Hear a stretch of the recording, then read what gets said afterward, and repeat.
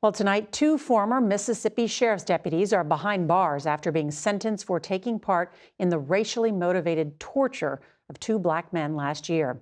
The deputies were among a group of white law enforcement officers who called themselves the Goon Squad because of their willingness to use excessive force. CBS's Errol Barnett reports.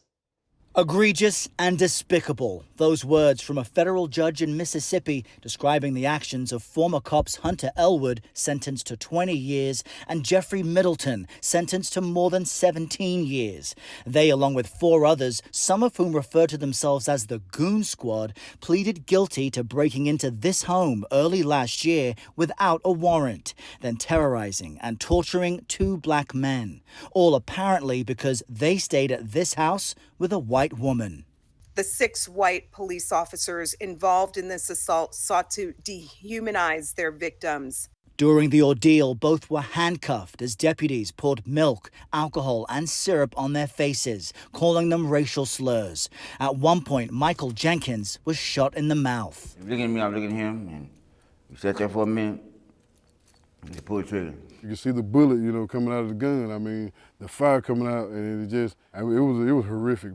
The federal charges were brought by the Department of Justice's Civil Rights Division. Hard to imagine a more atrocious set of civil rights violations than those carried out by these guys.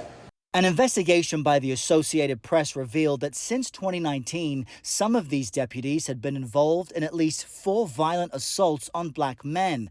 They resulted in 2 deaths and another suffering lasting injuries. They're not just depriving victims of their civil rights, they're degrading the public's trust in our criminal justice system.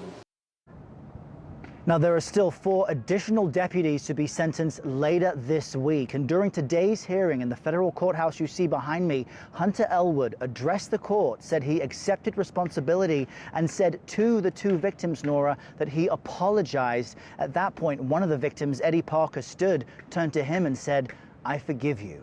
Oh, my goodness. Wow. Errol Barnett, thank you.